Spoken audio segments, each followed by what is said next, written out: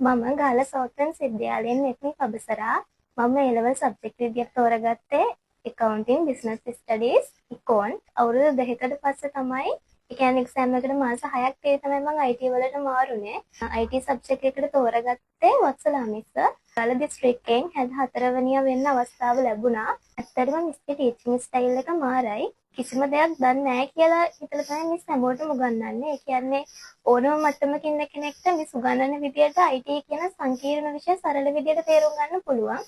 ඒත් එක මිස් අපිත් එක්ක මාර ෆ්‍රෙන්ඩ්ලි. අර ගුරුවරයෙක් ළමයෙක් අතර තියෙන බැඳීමට වඩා මිස් අපි ගැන හොයලා බලලා අපේ ජීවිතත් එක්ක වෙනස් කරන්න මිස් උදව් වුණා. මිස් එක්සෑම් එකට මාස 2කට කලින් සිලබස් එක කවර් කරා. ඒක නිසා එක්සෑම් එකට රෙඩි වෙන්න අපිට ලොකු උදව්වක් වුණා කලින් මේ සිලබස් එක කවර් කරපු එක. මිස් 2011 ඉඳන් පළාත් පේපර්ස් කරන්න ගත්ත 2023 වෙනකන්. මිස් 2013 ඉඳන් 2023 වෙනකන් අවුරුදු 11ක පාස් පේපර්ස් කරා MCQ ස්ට්‍රක්චර්ස් එසේත් එක්කම. ඒත් එක මේව ඩිස්කෂන් කරපු නිසා මට මාස 6ක් වෙන කෙටි කාලයකින් සබ්ජෙක්ට් එක කරලා ගන්න එක මාරු උදව්වක් වුණා. ඒ වගේම මිස් අන්තිම කාලේ අන්තිම සති 8 ඇතුලේ මොඩල් පේපර්ස් කරන්න ගත්තා. ඒකෙන් මට මාර ලොකු උදව්වක් වුණා එක්සෑම් එකට රෙඩි වෙන්න. ඒකෙම මිස්ගේ ප්ලෑන් එකත් එක්ක එක යුනිට් ඉවර වෙද්දී එන්ඩ් එක්සෑම් තියපු එකත් අපිට ලොකු උදව්වක් වුණා.